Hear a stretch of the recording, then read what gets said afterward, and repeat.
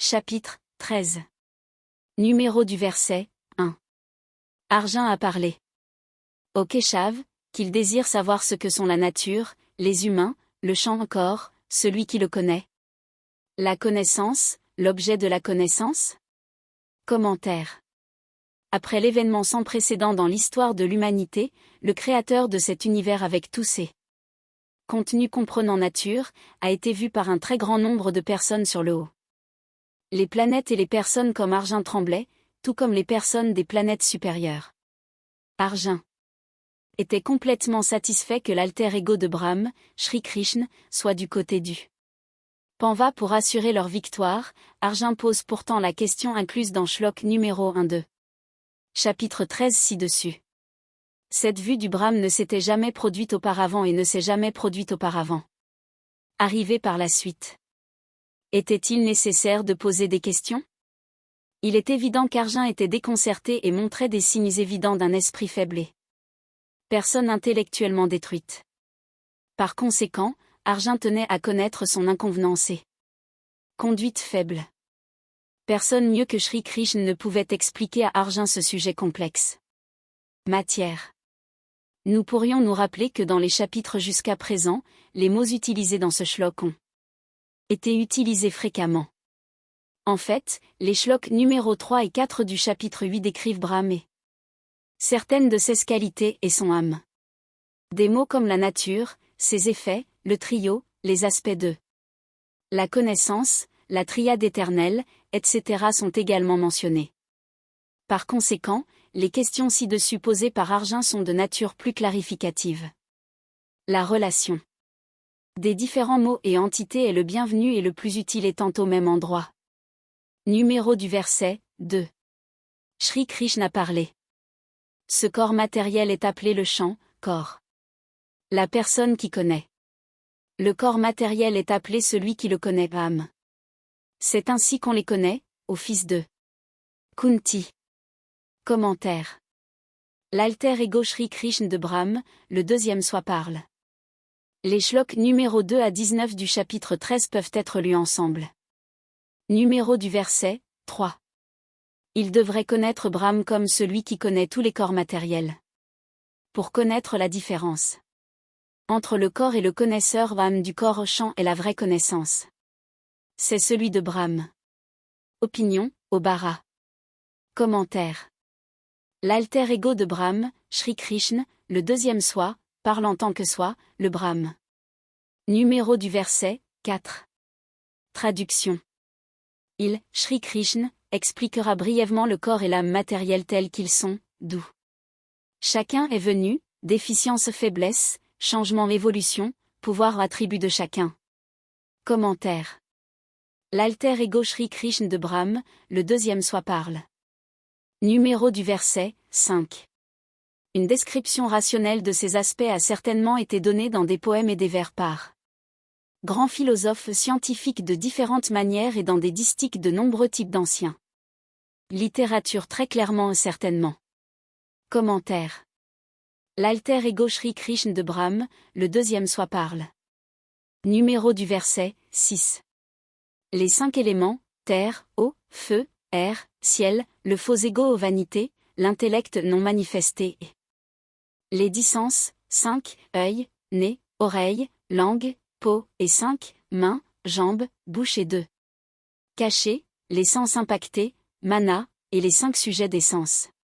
C'est-à-dire sentir, entendre, voir, goûter et toucher. Commentaire. L'alter ego Shri Krishna de Brahm, le deuxième soi parle. Pour la signification du mot « ekam », veuillez consulter l'expression « manasastanandriyani » dans Shlok numéro 7 du chapitre 15. Numéro du verset 7. Le souhait, l'inimitié, le bonheur, la détresse, l'agrégat, la totalité de la conscience, le courage, sont dans. Bref, la description des qualités attributs du corps âme de l'être vivant, champ. Avec des déficiences faiblesses des deux. Commentaire. L'alter ego Shri Krishna de Brahm, le deuxième soi parle. Veuillez également consulter les commentaires sous Shlok numéro 7 du ch. 15. Ce sont principalement des aspects de la conscience de l'âme. Numéro du verset, 8. Humilité, manque de vanité, non-violence, pardon, droiture, respect des savants. Personne, pureté de pensée et de corps, fermeté, maîtrise de soi. Commentaire. L'alter ego Shri Krishna de Brahm, le deuxième soi parle. Les shloks numéro 8 à 12 du chapitre 13 peuvent être lus ensemble. Numéro du verset, 9. Détachement des objets sensoriels, vanité, naissance, mort, vieillesse, maladie, douleur, souffrance. Être conscient des lacunes, faiblesses. Commentaire. L'alter ego Shri Krishna de Brahm, le deuxième soi parle. Les shloks numéro 8 à 12 du chapitre 13 peuvent être lus ensemble. Ce sont principalement des aspects de la conscience de l'âme. Numéro du verset, 10. Détachement, implication non émotionnelle avec le fils, la femme, la maison, etc. toujours, bonne ou mauvaise. Les événements, supportant l'agréable et le désagréable avec sérénité. Commentaire. L'alter ego Shri Krishna de Brahm, le deuxième soi parle. Les shloks numéro 8 à 12 du chapitre 13 peuvent être lus ensemble. Ce sont principalement des aspects de la conscience de l'âme. Numéro du verset, 11. Méditer sur les enseignements, etc. de Brahm dans un endroit plutôt isolé, sans foule et suivre fermement. Commentaire. L'alter ego Shri Krishna de Brahm, le deuxième soi parle. Les shloks numéro 8 à 12 du chapitre 13 peuvent être lus ensemble. Numéro du verset, 12. Une introspection régulière de soi et de Brahm, pour connaître la réalité de la vie matérielle, a été dite. Être la connaissance correcte. Toute pensée contraire sera qualifiée d'ignorance. Commentaire. L'alter ego Shri Krishna de Brahm, le deuxième soi parle. Dans shlok numéro 8 à 12 du chapitre 13, Shri Krishna a exposé un point de vue défendu et propagé par certains penseurs. Dans shlok numéro 11 du chapitre 13, l'utilisation du mot « proktam », il a été dit, doit être maintenu au premier plan. Shri Krishna a une méthode pour exprimer ses points de vue ou ses pensées. Des personnes autres que lui-même et le Brahm. Les shloks précédents du chapitre 13 traitent des êtres vivants. Shlok numéro 13 à 35-2. Le chapitre 13 traite du Brahm. Numéro du verset, 13. Il révélera ce qui doit être connu et sachant lequel, on obtiendra le meilleur des connaissances. Depuis des temps immémoriaux, ceux qui suivent les enseignements de Brahm, etc., acceptent. L'existence de Brahm est réelle et non irréelle, c'est déclaré. Commentaire. Shri Krishna parle comme le deuxième soi. Dans le shlok ci-dessus, Shri Krishna se réfère une fois de plus à Brahm comme à une réalité. En outre, une référence peut, entre autres, être faite au shlok numéro 1 du chapitre 4. Ce qui suit. Un extrait de celui-ci est présenté. Moi, Brahm Ishwar, avait expliqué ce concept de Avyayam Yogam, ci-après dénommé triade éternelle, conjointité éternelle, à Vivaswan. Vivaswan a expliqué ce concept de numéro du verset, 14. Brahm Ishwar a des mains et des pieds de tous côtés et partout. De même, il a des yeux, des têtes, des bouches et des oreilles de tous côtés et partout. Il a enveloppé le monde et l'imprègne. Commentaire. L'alter ego Shri Krishna de Brahm, le deuxième soi parle. Les shloks numéro 14 à 35 du chapitre 13 peuvent être lus ensemble. Ceux-ci décrivent le Brahm. Il est fait référence au numéro shlok 7 à 30 du chapitre 11, où une vue du Brahm créateur, mais sous une forme compactée, est affichée. Shri Krishna est l'alter ego de Brahm et en shlok numéro 12 du chapitre 13 et suivant, décrivez l'étendue et la nature du Brahm. Ishwar. Shlok numéro 7 à 30 du chapitre 11 et shlok numéro 12 et 13 du chapitre 13, ne laissent aucune place. Il ne fait aucun doute que le Brahm soit une entité vivante avec un corps et une âme. Ce corps de Brahm n'est pas visible par la plupart des êtres vivants et la plupart du temps. Veuillez également vous référer au shlok numéro 3 et 4 du chapitre 8, où les mots Brahm, âme et les actions sont définis. Veuillez également vous référer, entre autres, au shlok numéro 6, 17, 18 du chapitre 9, au shlok numéro 42 du chapitre 10, etc., où des détails sur le même sujet sont donnés. Il est précisé ici qu'après que la forme corps omni, universelle, ait été montrée et décrite, il ne sera pas encore correct de dire ou d'utiliser l'expression « Nirakar Brahm » ou sans formulaire. Le Brahm a définitivement une forme « akar » avec une étendue infinie. Regarde aussi shlok numéro 7 à 30 du chapitre 10. Il est clairement indiqué que Brahm possède d'innombrables formes. Certains cas ont été exposés au chapitre 10. Ces formes font partie du non manifesté. Brahm. Numéro du verset, 15. Il, Brahm, a tous les sentiments que les sens transmettent bien qu'il n'ait pas de sens, dans le manière ordinaire. Il est détaché et pourtant il prend soin de tout le monde. Il est sans le effet des trois attributs provoqués par la nature matérielle bien que les utilisant dans son vie éternelle. Commentaire. L'alter ego Shri Krishna de Brahm, le deuxième soi parle. Ce que Shri Krishna clarifie dans ce shlok, c'est la différence entre Brahm et le des êtres vivants ordinaires. Contrairement aux êtres personnes ordinaires, il n'est affecté ni par les effets néfastes des sens ni par les effets néfastes des trois attributs causés par la nature. Bonté fruitière, sattva, vie fruitée, raja, ignorance fruitière, tama. Numéro du verset, 16. Il, Brahm, existe à l'intérieur et à l'extérieur des êtres vivants. Il bouge et ne bouge pas. Mobilité et immobilité. Il est proche comme loin. Il est subtil et donc pas vu, habituellement. Commentaire. L'alter ego Shri Krishna de Brahm, le deuxième soi parle. Les shloks numéro 14 à 35 du chapitre 13 peuvent être lus ensemble. Numéro du verset, 17. Il, Brahm, est indivis comme également divisé et existe dans tous les êtres vivants. Il est celui qui est connaissable. Il est le gardien de tous les êtres vivants ainsi que leur destructeur, comme le temps personnifié, et le réaménageur recréateur. Commentaire. L'alter ego Shri Krishna de Brahm, le deuxième soi parle. Le shlok numéro 17 ci-dessus du chapitre 13 doit être lu avec le shlok numéro 46 du chapitre 11. Où Arjun avait demandé à Shri Krishna de lui montrer, Arjun, la forme à 4 bras. Dans shlok numéro 21 du chapitre 10, il est déclaré que, des Adityas, je suis Vishnu. C'est dans ceci contexte que dans shlok numéro 24, 30 du chapitre 11, Arjun fait référence au mot « Vishnu » pour le Brahm. Dans shlok numéro 46 du chapitre 11, Arjun demande la vue de la forme à 4 bras. À partir du shlok numéro 46 du chapitre 11 et jusqu'au shlok numéro 17 du chapitre 13, le Vishnu à 4 bras n'a pas été vu. Note. Le mot « Prabhvishnu » a été interprété selon le dictionnaire anglais sanskrit. Édité et révisé par Pandit Ishwar Chandra, première nouvelle édition recomposée, année 2008.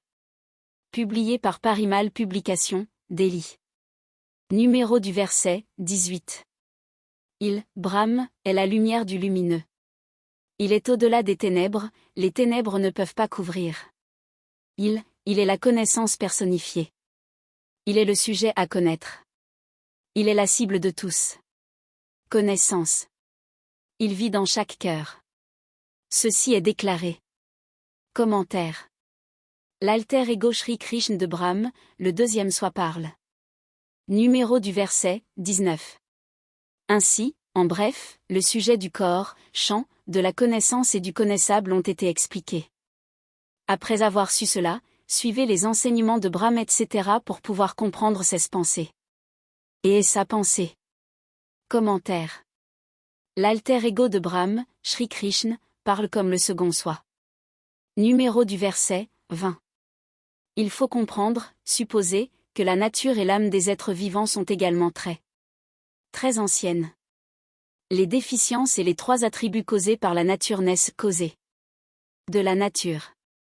Commentaire. L'alter ego Shri Krishna de Brahm, le deuxième soi parle. La triade éternelle doit avoir le meilleur des effets du trio. Numéro du verset, 21. Dans ce monde, l'action, l'effet, la cause-raison, le sujet de la création est dit. La nature. On dit que l'âme ressent le bonheur et le malheur. Commentaire. L'alter ego Shri Krishna de Brahm, le deuxième soi parle. Shlok numéro 20 et 21 du chapitre 13 peuvent être lus ensemble. Dans le shlok ci-dessus, Shri Krishna a utilisé l'expression « on dit que » pour exprimer un point de vue. Shri Krishna a utilisé l'expression « vous comprenez » dans le shlok précédent comme ailleurs. Quoi? Shri Krishna veut transmettre que, à toute fin pratique, la vie doit être considérée comme très ancien. La raison en est que le second soi de l'alter ego de Brahm connaît le début de tout.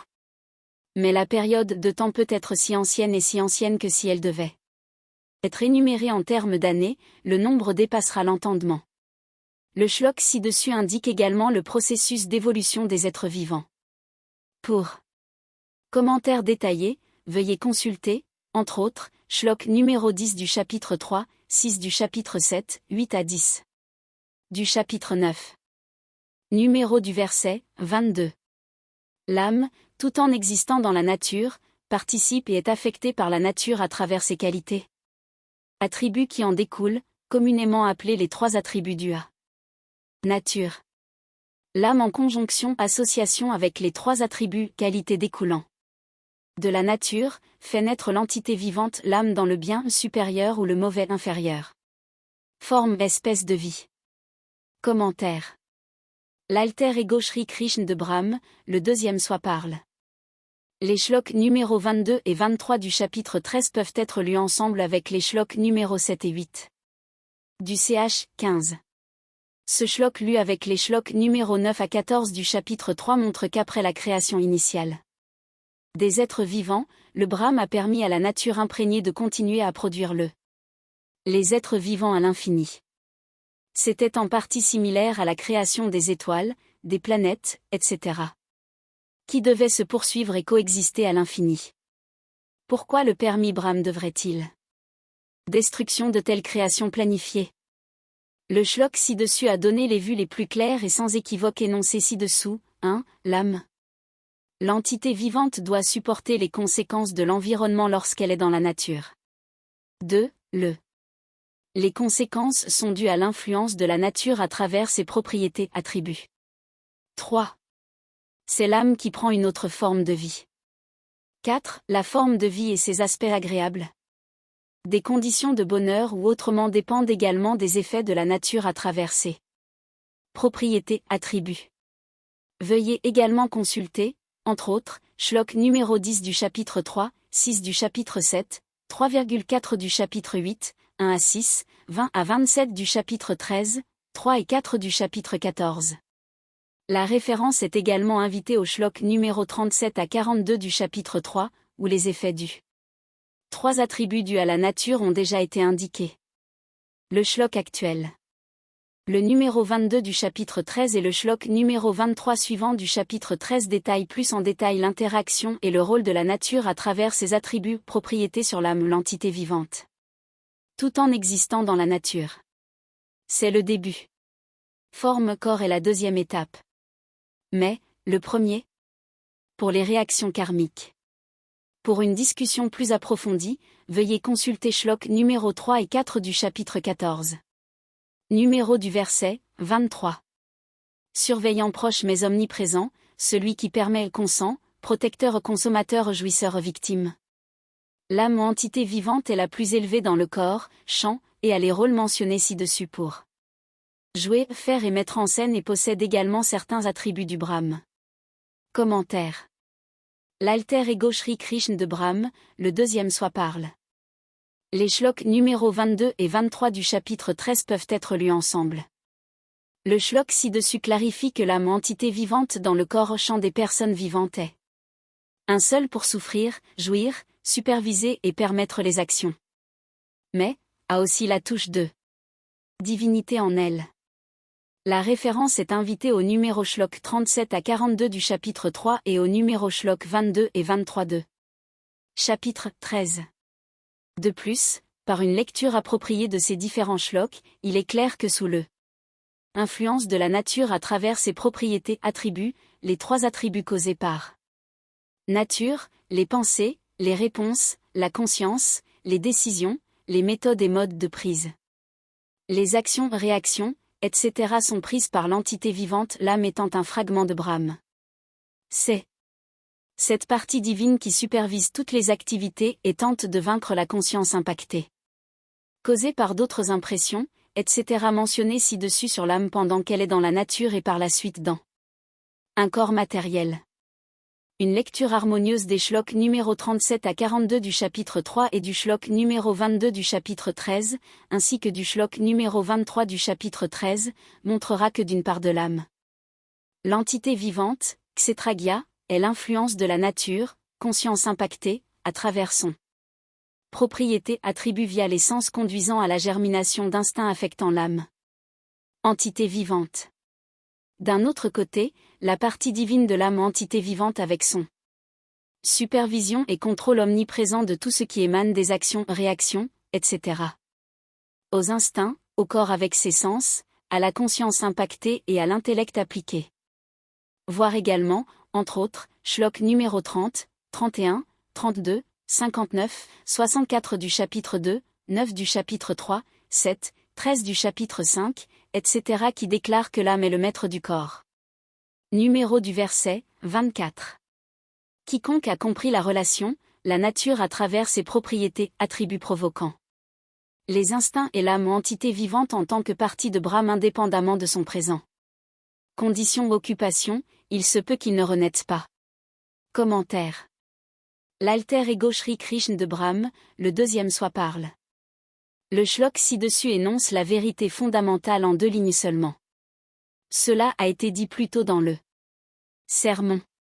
Cela se répète plusieurs fois dans la vie des humains. Le sermon a révélé le relation ci-dessus sans aucun doute. Une grande vérité scientifique a été révélée. Cependant, pour résumer le noyau de la vérité, il faut se rappeler que l'âme dans les êtres vivants font partie de l'Ishwar. Intrinsèquement, l'âme est donc pure et sublime. Sans aucun défaut. La nature a également été créée par Ishwar le Brahman. Effet causé par les activités du constituant de la nature provoquent des effets bons ou mauvais sur les sens des êtres vivants qui sont communiqués sous forme d'impression sur la conscience de l'âme. Les mauvais effets que ce soit le passé ou le présent ont été appelés dans le cadre de la conscience impactée de l'âme. Le processus de nettoyage de l'âme par l'élimination des cicatrices, imperfections, etc. tout en menant la vie d'un chef de famille et l'accomplissement de ses devoirs partout par le seul chemin. Détaillé tout au long de ce sermon et est brièvement décrit comme la triade éternelle, Avyayam Yogam, dans shlok numéro 1 du chapitre 4. La caractéristique unique du shlok est d'effacer l'importance d'un métier ou profession. Cela conduit à une élévation automatique spirituellement et à des gains automatiques matériellement. La triade éternelle, Avyayam Yogam, comprenant 1. La collecte d'informations correctes. Connaissance, Jnana Yog, 2. Analyse correcte de manière rationnelle, appelée Buddhi Yog comprenant. Sankhya, pour une conclusion, décision correcte pour 3. La prise d'une action correcte, Karma. Yog, devrait avoir le meilleur du trio, c'est-à-dire 1. Bonté fruitée, Sattva, 2. Bonté fruitée. L'ardeur, Raja, et 3. L'ignorance fruitière, Tama, causée par la nature. Cependant, un mot d'avertissement pour nous tous est que l'ensemble du processus décrit ci-dessus est plus facile dit que fait. Une compréhension claire à toutes les étapes est requise.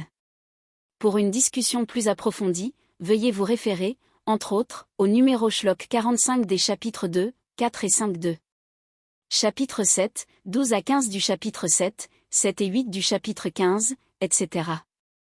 Numéro du verset, 25.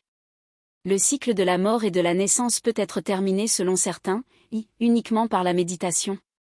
Contemplation par rapport à soi et à l'âme pour la comprendre, 2, selon d'autres, par le seul raisonnement, selon d'autres, par l'action seulement.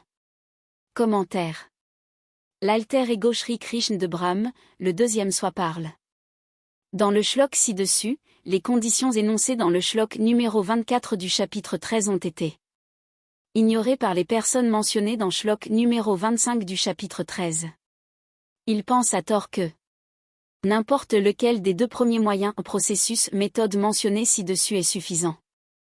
Bhagavad Gita a rejeté la pensée erronée ci-dessus à plusieurs reprises dans les termes les plus clairs. La seule façon de mener la vie correctement et correctement avec la possibilité d'élévation ou d'élévation automatique. Inclure spirituellement la fusion avec Brahm est une action conforme aux enseignements, etc. Le Brahm indiqué dans Shlok numéro 1 du chapitre 4, c'est-à-dire la triade éternelle, Avyayam Yogam. Et comme l'a réitéré Sri Krishna.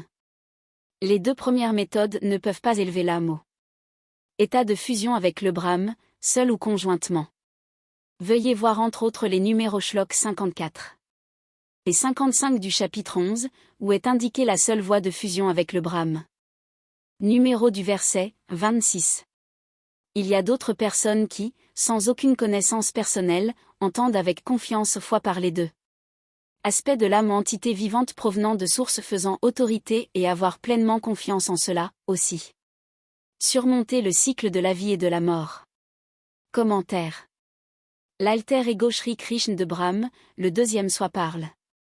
Le shlok ci-dessus fait référence à une classe de personnes qui pourraient essayer de connaître la vérité sur ce qui s'est passé. Ishwar le Brahm, l'âme, la nature etc., leurs relations et leur interaction par l'audition. Seulement. Si ce qu'on leur enseigne est conforme aux enseignements, etc. de la Bhagavad Gita et suivre sincèrement celle-ci, y compris l'exercice de leurs fonctions, une telle catégorie de personnes peut alors également être élevée spirituellement et peut surmonter le cycle de la vie et de la mort. Numéro du verset, 27. Au chef des Baras, il devrait comprendre que tous les êtres vivants qui sont produits, nés engendrés, par leur nature mobile ou immobile, sont le résultat de la combinaison de l'âme et le corps, les matériaux qui composent le corps. Commentaire. L'alter ego Sri Krishna de Brahm, le deuxième soi parle. Le shlok ci-dessus est l'analyse la plus claire scientifique selon laquelle les formes de vie sont créées germées nées. Comme indiqué dans Shlok numéro 22, 23 et 26 du chapitre 13, en particulier, à la suite de la combinaison de la matière et de la matière non grossière, âme. C'est le champ et son connaisseur âme, etc. dans certaines conditions physiques. Tout ce qui n'est pas de la matière non grossière doit être catégorisé comme matière grossière et comme faisant partie de la matière. Nature. La matière grossière peut contenir de la matière non grossière.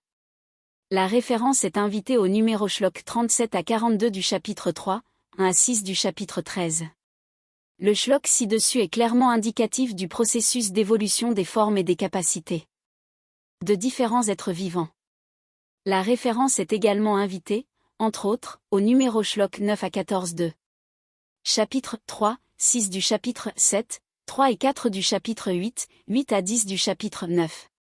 Veuillez également consulter Shlok numéro 10 du chapitre 3, 6 du chapitre 7, 1 à 6, 20 à 27 du chapitre 13. Numéro du verset, 28. La personne qui comprend que le Brahm imprègne également tous les êtres vivants mais qu'il pas détruit à la mort des êtres vivants, comprend bien. Commentaire. L'alter ego Sri Krishna de Brahm, le deuxième soi parle. Cela fait référence à la présence de l'âme individuelle dans tous les êtres vivants et qui est fragment de l'âme omni de Brahm. C'est ainsi qu'il est présent également chez tous les êtres vivants. Numéro du verset, 29. La personne qui comprend et est consciente que Brahm créateur existe partout. De même, ne peut pas affecter négativement son âme entité vivante, par ses actions ou inactions, et peut atteindre la destination la plus élevée. Commentaire. L'alter ego Sri Krishna de Brahm, le deuxième soi parle. Le shlok ci-dessus envisage et fait référence à une situation dans laquelle une personne est très conscient et pleinement conscient du fait que le Brahm est partout et en chacun, y compris. Cette personne essuie ainsi les enseignements etc. du Brahm et comme réitéré par Sri Krishna. Dans cette situation, il est peu probable que cette personne fasse des actions qui pourraient être traitées comme un tort. Au contraire, ces actions sont susceptibles de servir les objectifs du Brahm.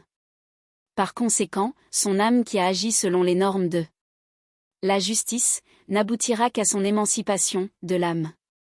Il est présent partout car l'âme individuelle est pleinement consciente de sa pureté intrinsèque et son potentiel intrinsèque. Numéro du verset, 30. La personne qui comprend que la nature, à travers les 3 attributs, c'est-à-dire, 1. Fruitif. La bonté, sattva, 2. L'ardeur fruitière raja et l'ignorance fruitière tama, est le fondement et la cause du lancement des actions à tous égards apparemment, mais pas vraiment, et l'âme fait des dysfonctionnements sous l'influence causée par les facteurs causes ci-dessus. Comprends correctement la position. Commentaire. L'alter ego Shri Krishna de Brahm, le deuxième soi parle. Le shlok ci-dessus fait référence à la position factuelle des actions-réponses, des instincts, etc. Les êtres vivants qui sont le résultat et l'effet d'événements dans la nature, principalement. Dans le passé, événements naturels comme tremblements de terre, actions volcaniques, tempêtes, tsunamis, etc. Plus loin. Les sens, l'intellect appliqué etc. communiquent à l'âme mais sous les impressions profondes des instincts et des actes, sur l'âme. L'âme réagit de la même manière que les actions. Le ci-dessus shlok est confiné à une situation limitée. Il faut bien comprendre les faits. Et l'étendue de la nature et son interaction avec l'âme. Numéro du verset, 31. Il faut comprendre que chez les êtres vivants il y a des effets distincts dus à la nature. Sur l'âme, conscience.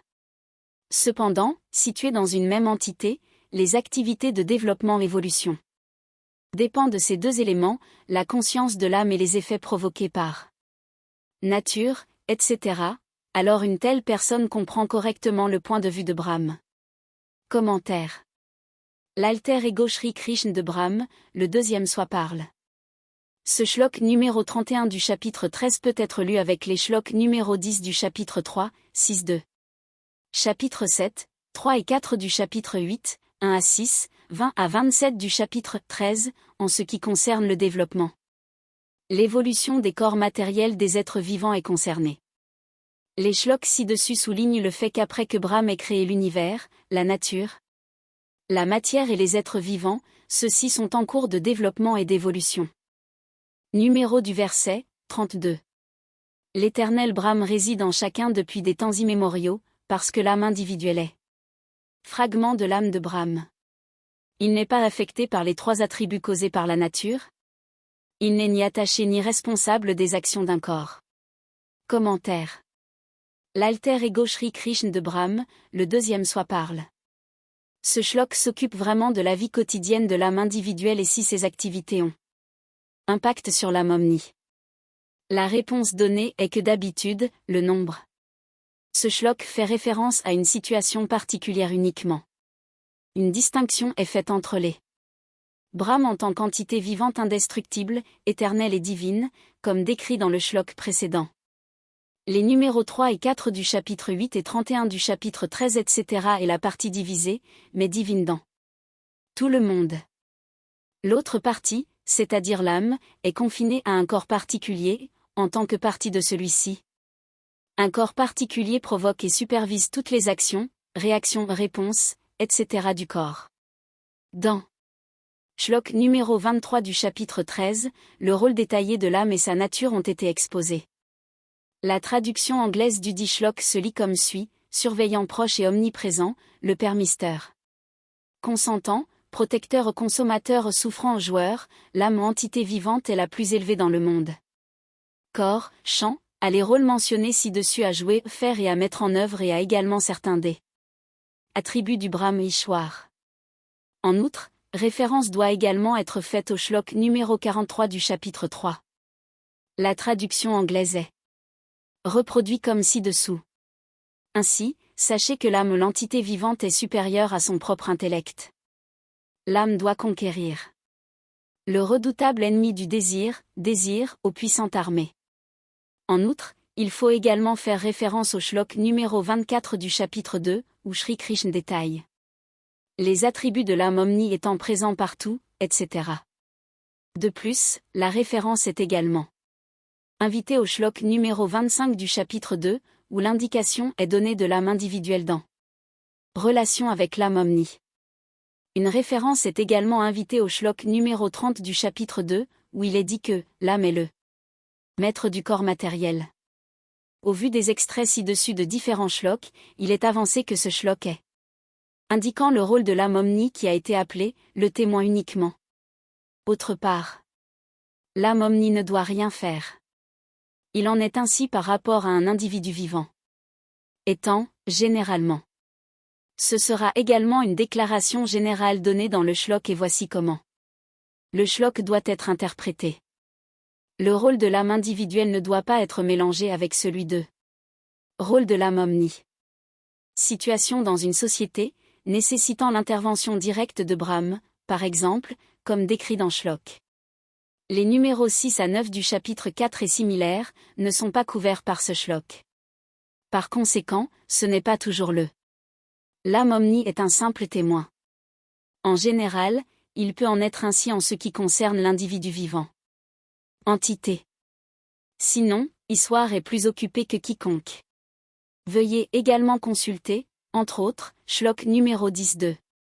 Chapitre 3, 15 du chapitre 3, 4, 6 du chapitre 7, 9 du chapitre 9, 3, 6 du chapitre 10.